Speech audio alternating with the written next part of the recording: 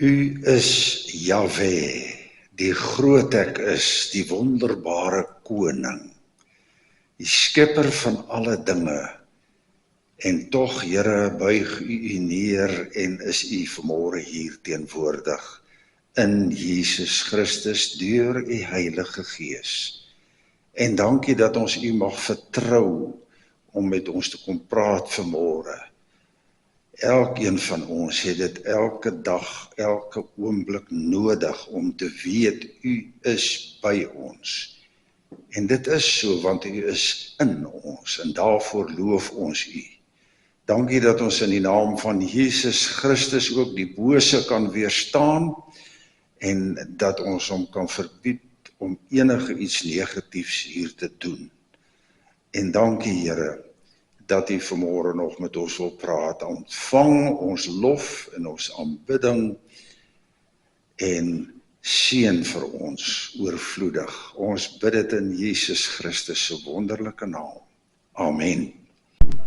Nou ja, kom ons maak die Bybels maar weer oop by Matteus 5. Ek gaan vers 3 tot 7 lees en ons gaan vanmôre weer net 'n bietjie by vers 7 stil staan. Ek gaan net vir ons bid, dan lees ons saam. Here, baie dankie vir die groot voorreg om hierdie woord van u te mag oopmaak.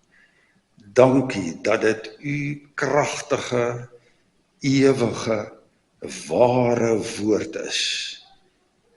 Want u is die God wat die enigste, ware, lewende God is en wat kan praat met ons, deur die woord, geskryf, Here, deur mense onder leiding van u Gees. Ons loof u daarvoor, dat ons daaraan mag vashou, dit wat u, die ewige, enigste God vir ons kom sê, in Jesus Christus, deur die woord. Ons bid dit in Jesus Christus se wonderlike naam. Amen. Nou, ons lees van vers 5 af. Hierdie is die eerste groot preek wat die Here Jesus gehou het, en dit loop deur tot by hoofstuk 7. So, julle kan maar dankbaar wees, ons preek nie so lank nie, maar Jesus het die vermoë om ouens vas te vang as hy preek. Hy sê hierso, geseënd is die wat weet hoe afhanklik hulle van God is, want aan hulle behoort die koninkryk van die hemel, belofte.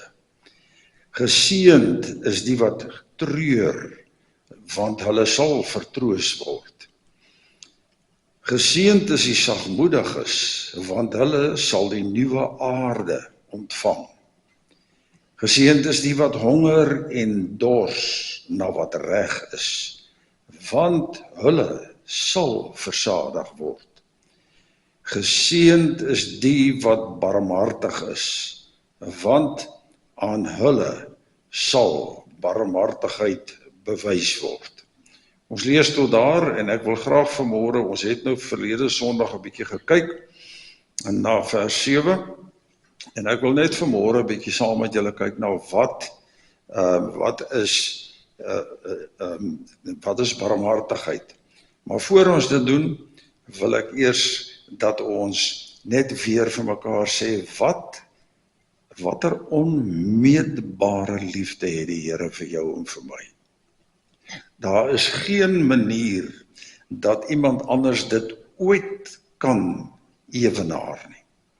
En hy kom in sy seun Jesus Christus na hierdie aarde toe, vir jou en vir my. En vir elke ander mens wat al geleef het.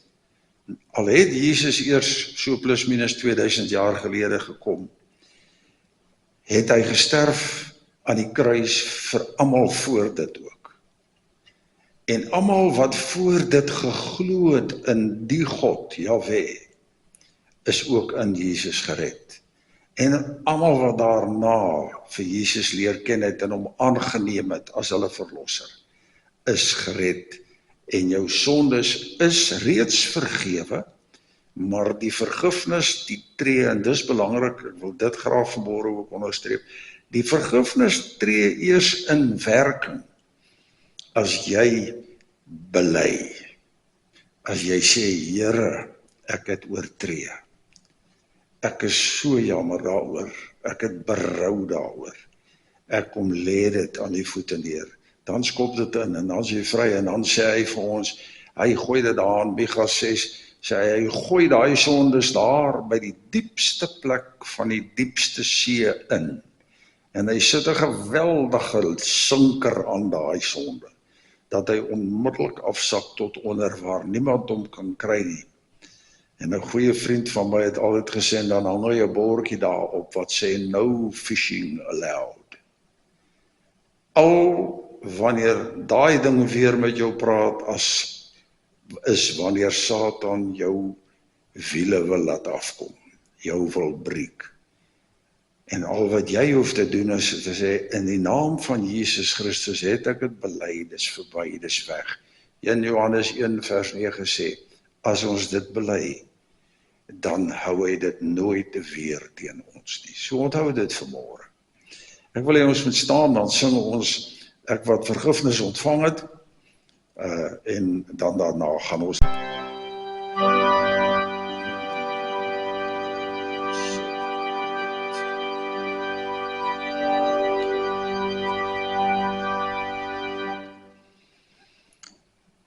As 'n mens van vers 3 af kyk, dan sien jy dat Jesus praat oor volkome afhanklikheid van hom.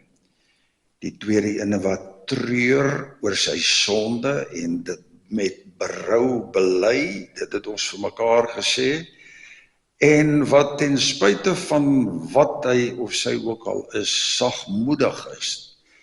Dit beteken nie, jy is 'n swakkeling nie, dit beteken jy is iemand wat ten spyte van, soos God, van al die foute en tekortkominge van mense oor dit heen kyk, die mens raak sien en hom, al moet jy hom vermaan of hom met hom 'n bietjie raas, dit op 'n manier te doen dat daardie persoon se menswees nie vernietig word nie. En dan natuurlik die ene wat ook verskriklik belangrik is, want ons sien baie min daarvan in ons land, is wat honger en dors na wat reg is. Reg is voor God. En dit moet 'n passie hier in jou binnekant wees, om toe te sien, dat geregtigheid, regverdigheid, sal seëvier. En met die verkiesing wat voorlê, hoop ons dat, en bid ek in elk geval, dat die Here die mat onder die ouens wat hierdie ongeregtigheid die hele tyd warm aanblaas met 'n klomp twak, dat hy dit sal wegvat, en dat daar regtig barmhartigheid sal wees vir mense wat swaar kry. En daar's baie in ons land, eintlik 'n geweldige groep daarvan. So, wanneer ons dan oor barmhartigheid praat, en ons sê vir onsself, ons bewys dit aan mense wat dit nie verdien nie, dan dink die wêreld, ons is nie lekker gaar hierbo nie. Ons is laf. Is interessant dat aan die tyd van Jesus hierdie uitspraak wat hy hier in Matteus 5 vers 7 maak, het dit nie, eintlik nie gegeld die ding nie, dat barmhartigheid sal seëvier nie. Dit het selfs by die Israeliete ook gebeur, dat hulle verby mense loop, as jy dink aan die gelykenis van die barmhartige Samaritaan, waar die dominees en die groot soort van gelowige ouens het draaie om die ou geloop. En 'n Samaritaan, wat 'n verworpe mens in die Joodse gemeenskap was, stop en hy help. Ja, baie keer is dit moeilik. Die Romeine, wat daai tyd in beheer was van Israel, hulle het hierdie ding glad nie verstaan nie. Hulle het gedink dat dit 'n siekte is, 'n siekte van die siel, as jy so optree teenoor mense wat dit glad nie verdien nie. Siekte, 'n teken van swakheid in jou menswees, as jy uitreik na hierdie tipe van mense. As 'n kind gebore is vir die Romeine daai tyd, Dan het die pa daar gestaan, want kyk, hy was mos nou die mynman gewees. En baie van ons dink vandag nog, ons is die mynmanne. Die woord sê, jy is die hoof, en die hoof moet weet hoe hy met sy vrou moet omgaan. En is interessant dat die Bybel net vir man sê, jy moet jou vrou lief hê, soos wat ek jou lief het. Vrouens hoef hy dit nie te sê nie, want hy skep dit in hulle in. En onthou net, nêrens in die Bybel is daar 'n teks wat vir jou sê, jy moet jou vrou verstaan nie. Is impossible. Die moeilikste ding om te verstaan na 'n vrou is twee vrouens. So onthou dit vir die res van jou lewe. Maar hierdie ou het daar gestaan, die pa. En as die geboorte plaasvind, as hy tevrede was, en meeste van die tyd was hy tevrede as dit 'n seun is, dan het hy sy duim opgegooi en sê, fine, hy kan bly leef. Baie meer as wat hy moes, as dit 'n dogter is, het hy sy duim afgewys, dan het hulle haar onmiddellik verdrink. En daarom het baie van die Romeinse vrouens in daai tyd, as hulle 'n geboorte geskenk het aan 'n babatjie, want daar was ook buite-egtelike babas gebore, dan het hulle hom in 'n sak of in 'n lap toegedraai, of haar, veral haar, dan het hulle haar op die ashope gaan gooi, in die hoop dat iemand hierdie babatjie sal kry en grootmaak. En so het baie Israeliete, wat nie babatjies kon hê nie, het hulle Romeinse dogtertjies grootgemaak. Hier en daar 'n seun ook. So die Romeine is maar 'n wille spul gewees, nie dat hulle vreeslik baie verander het nou toe nie.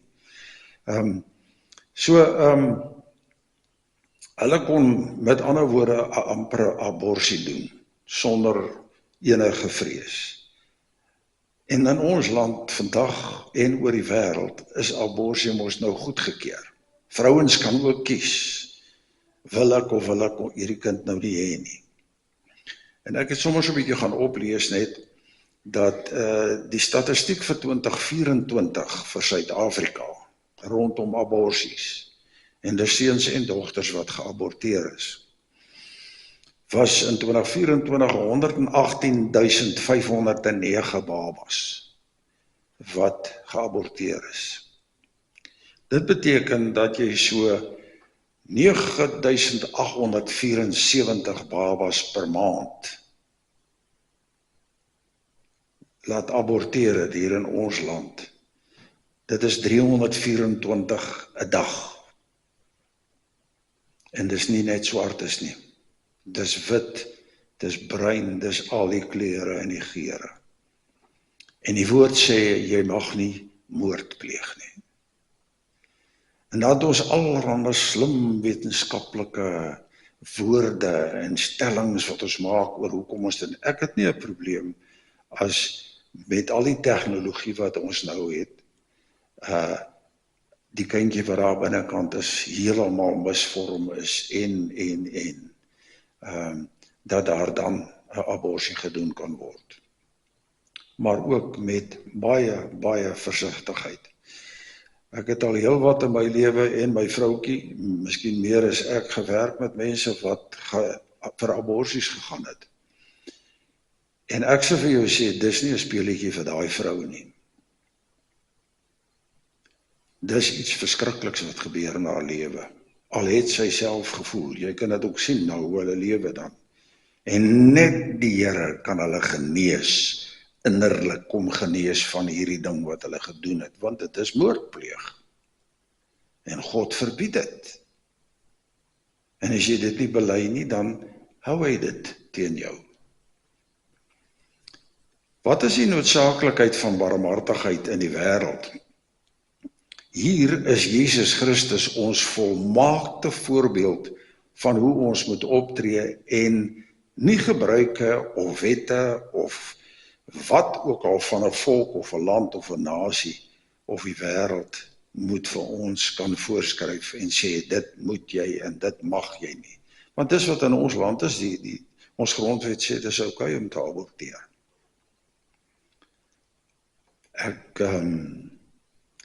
Daar selfs dominees wat dit goed praat.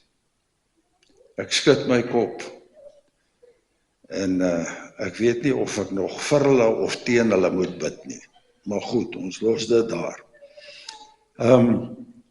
Jesus het vir ons hierdie voorbeeld gestel. Hy het uitgereik na siekes en hy het hulle gesond gemaak. Gestremdes het hy laat loop. Blindes het hy laat sien. Dowes het hy laat hoor. Hy het hom na stommes toe laat uitreik, het hy uitgereik. Hy het hulle weer laat praat.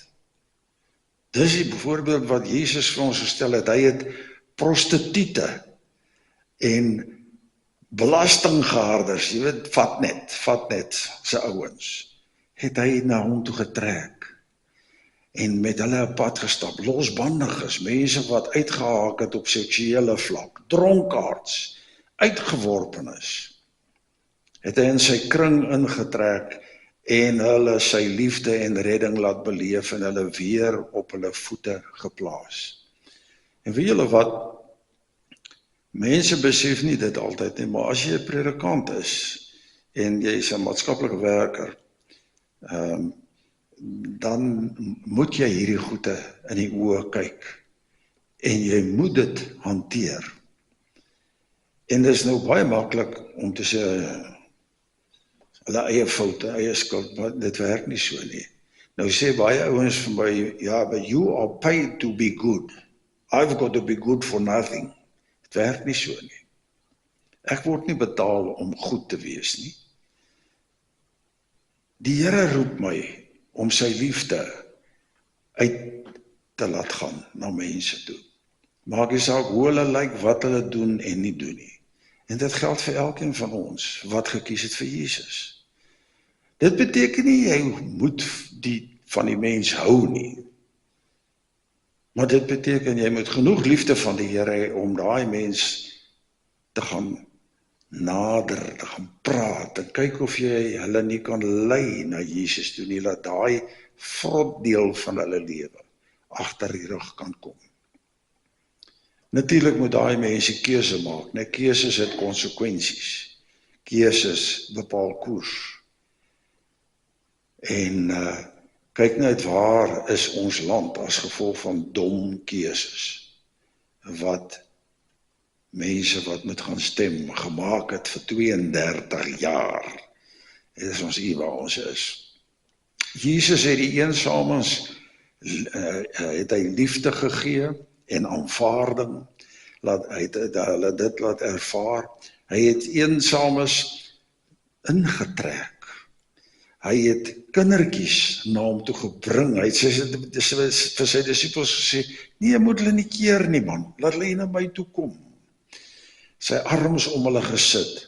Hy het gesien hoe 'n ma huil terwyl hulle in die begrafnisstoet is op pad na die graf toe.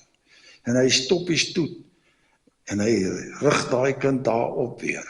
Hy gee die kind terug aan sy ma, aan haar ma. So in Johannes 8 vergewe hy 'n vrou wat oorspel gepleeg het. En as 'n mens in klaagliedere gaan kyk, wat nogal 'n moeilike boek is om te lees, as jy nie voorberei is en bietjie dink wat daar aangaan nie. Hy sê in klaagliedere hoofstuk 3 vers 21 en tot 26, dis 'n mooi hoofstuk in klaagliedere, hoe kan hom nogal hanteer. Maar hoor wat sê hy vir ons in vers 21 tot 26 van klaagliedere. Hy sê, hy het nou 'n klomp goed vooraf gesê hoe hy die ouens gaan by mekaar vat en hoe sleg en negatief hulle opgetree. Dan sê hy, maar dit sal ek ter harte neem en om die rede bly ek hoop op die Here nie. Deur die liefde van die Here het ons nie vergaan nie. Daar is geen einde aan sy ontferming nie. Hoor dit, geen einde. Dis elke môre nuut. U trou is groot. Ek sê vir myself, die Here is my lewe, daarom hoop ek op hom. Die Here is goed vir wie op hom bly hoop, vir die mens wat na sy wil vra. Dit is goed om geduldig te wag op die hulp van die Here. Ek wil daar stop. Dis asemrowend om te dink dat Jeremia, wat hierdie klaagliedere geskryf het, so iets kan sê ten spyte van al die chaos wat om hulle aan die gang is en al die onreg wat geskied. Nou die vraag is, wat is die bron van barmhartigheid? Dis nie 'n salaris wat jy kry daarvoor nie. Dit is net Jahwe. Dis die Hebreëus vir die groot ek is, God. Dis net hy wat dit vir jou kan gee. Ons Vader. Maar slegs aan hulle wat gekies het in ons era, wat gekies het vir Jesus Christus deur die Heilige Gees. En dan die nuwe geboorte ontvang het, sodat hier binnekant die groot woord metamorfose, 'n omvorming kan plaasvind van my van binne af na buitekant toe. Ek verloor nie my grys hare nie, my skewe tande kom nie reguit nie, my ore is nie ewe hoog nie, ek moet nog al die tyd gehoorapparate dra, omdat ek stupid was in die weermag en te veel met gewere geskiet het. Al julle ouens wat jag, het geraas doofheid, dis die goeie nuus wat ek vir julle wil gee. Maar die beter nuus nog is, daar is gehoorapparate vir jou kan help om weer ordentlik te hoor. Weer die goed is duur, maar byt maar vas en bereik uit daarna. As 'n mens na die eerste 4 van hierdie seënbedes kyk, en deur hulle beweeg en begin groei, jou afhanklikheid van die Here, die feit dat jy treur oor jou sonde, en dat jy sagmoedig is, en dat jy honger en dors na wat reg is, en dan kom jy by barmhartigheid uiteindelik. Daai 4 werk binnekant toe meeste van die tyd. Daai eerste 4, dit is om jou deur die Gees van God te omvorm. En dan barmhartigheid, die is 'n normale menslike, is nie 'n normale menslike karaktertrek nie. Die enigste manier om barmhartige mense te wees is om binne in ons toe te laat, dat God deur sy Gees dit vir my kom insit en wakker maak, dat dit dan kan beweeg. In Psalm 103 vers 11 in die boodskap skryf die psalmdigter, hy sê, so ver as wat die verste punt in die heelal van ons af is, so groot en nog groter is die Here se liefde. En daai liefde, as jy dit wil omskryf, is barmhartigheid, liefdevolle omgee vir elkeen wat hom dien, wat vir hom ontzag het. Dis wat hy in jou kom insit. Barmhartigheid het 2 vlakke, fisies en geestelik. Ons is amper klaar. Hoe lyk barmhartigheid fisies? Nou, dit is om arm mense miskien geld te gee. Ek doen dit min, ek stap liewer in by 'n winkel en gaan koop vir die ouens 'n brood en 'n bottel melk of wat dit ook al is, of baie keer meer, dit hang af hoe die Here vir 'n mens lei. As jy hom vertrou, lei hy vir jou. Honger met mense kos te gee, naakte mense klere te gee, iemand 'n bed te gee ensovoorts. Daar's 'n hele rits van hulle.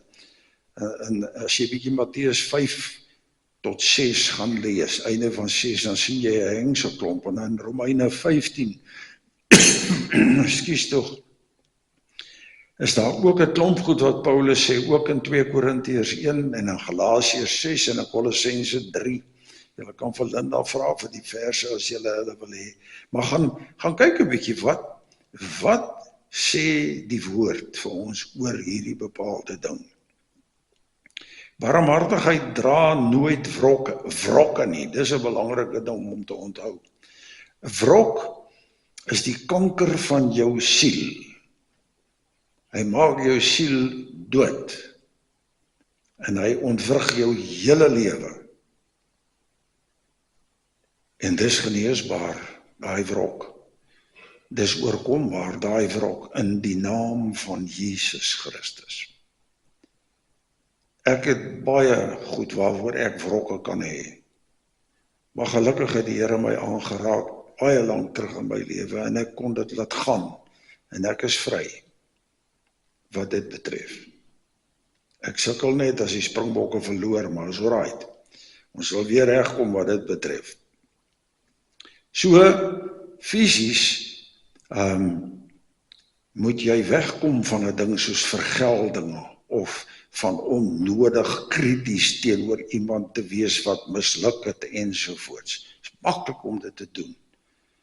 Maar wat van jy gaan reik uit, al is dit nou nie een van jou gunsteling mense nie. Ek sê tot vanmôre nog, as ek die geleentheid kry om met Zuma te praat, van wie ek niks hou nie. Maar ek het hom lief met die liefde van die Here, en hy moet ook gered word. In 2 Petrus 3 vers 8 en 9 sê die Here, ek wil hê alle mense moet gered word, maar net die wat kies vir Jesus. En dan moet jy al die voorvadergeeste en die beeste wat jy mee praat, en al daai twak moet jy uit jou lewe uitkry. Dan gaan die Here vir jou gebruik. Gaan kyk maar 'n bietjie in Lukas 10 vers 25 tot 37, ek gaan dit nie nou lees nie. Dan is die tweede een, as die eerste een 'n fisiese faset is, die tweede een is geestelik. Dit beteken jy moet empaties wees. Dis anders as simpatiek. Sympatiek kan ek hier staan en sê, joh, ek het soveel simpatie met Vania, wat moet matriek skryf. Ek het baie simpatie, maar ek kan ook empatie hê en gaan klim in haar skoene en vir haar sê, joh, baie sterkte, hoorie, ek is ook daardeur baie jare terug. Maar ek is ook daardeur, ek het so klein ideetjie van hoe dit is, maar ek dink is deesdae baie moeiliker om matriek te kry as in ons tyd. Maar dit daar gelaat. Empatie is om in iemand se skoene te gaan inklim en te saam met hulle te beleef waardeur hulle gaan. En empaties met hulle saam te stap. Is geestelik. Uit te waag, soos 2 Timoteus 2 vers 25 vir ons sê. Dit is om mense in ware omgee liefde te wys op hulle sonde en te sê, dit kan nie, jy kan nie so funksioneer nie. Jy beskadig jouself, maar jy beskadig ook mense om jou. Hulle te vermaan, sonder om veroordelend te wees en nooit te vergeet dat jy self ook dikwels sonde doen. As jy dink jy doen nie sonde nie, gaan steel asseblief net 'n skaap wat jy dan iets het dat jy kan bely. Of daar in die winkel 'n lekker en dit dan gaan bely. Jy moet dit dan nie gaan doen nie, hoor, maar daar's nie 'n ding soos 'n mens wat nie sonde het nie. Die enigste mens wat nog nooit sonde gehad het en sal hê, is Jesus Christus. Judas 23 sê dat jy mense soms uit 'n vuur uit moet ruk. So veel barmhartigheid moet daar by jou wees. Jesus het op die kruis vir jou en vir my gesterf. Dis hoe barmhartigheid lyk. Vertrou die Heilige Gees om jou die regte ding te laat doen. Die gevolg van barmhartigheid is dat jy dan meer barmhartigheid ontvang ook van God af. Jahwe, ons God en Vader, skenk aan ons barmhartigheid en dan deel ons dit met ander mense. En hoe meer ek dit deel, hoe meer kry ek. Die woord sê nie verniet, wat jy saai, sal jy oes nie. So kyk wat saai jy. En dan moet jy opgewonde wees as jy positief saai.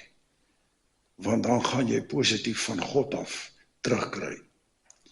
So, jy kan maar 'n bietjie gaan lees in 2 Samuel 22 vers 26. Praat die Here oor hierdie ding deur Samuel. In Jakobus 2 vers 13 word dit bietjie anders omgestel om vir jou te sê, as jy nie barmhartigheid gaan toon nie, dan gaan jy klippe kou.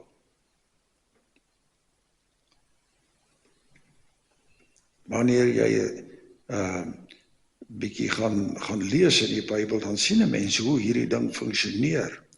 En ons moet net nooit die fout maak wat party kerke maak, nie, onder andere die Rooms-Katolieke kerk ook, dat jy kan deur goeie werke gered word nie. Jy doen goeie werke omdat jy gered is. Nie sodat jy gered kan word nie, want net Jesus Christus kan dit doen. Al sê wie, wat ook al vir jou rondom dit. En al is hy hoe geleerd of ongeletterd, net Jesus kan jou red. Jy moet net sy hand vat wanneer hy hom na jou toe uitsteek. En dit doen die Heilige Gees nog ook vir jou. Hy kom moedig jou aan en sê, vat hierdie hand. Dit gaan jou lewe verander. Onthou dus, elke keer as jy hulp nodig het, sal God jou help. Hy sê net baie keer, jy moet 'n bietjie wag, of hy doen dit dadelik. En as jy bid, dan kan hy baie keer vir jou sê, nee ook, vat dit ook, want dit is reg. Hy sorg en versorg vir jou. Hy stort net barmhartigheid op barmhartigheid op barmhartigheid oorvloedig op mense wat barmhartig is in sy naam. En hulle is barmhartig want hulle het dit van ons barmhartige God ontvang.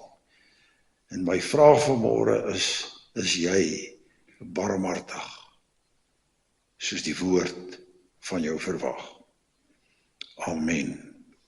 Here, baie dankie, en dat u met ons baie geduldig is, en dat u groot genade, onmeetbaar op ons uitstort, ten spyte van die feit dat ons dikwels ver kort skiet in dit wat u van ons vra.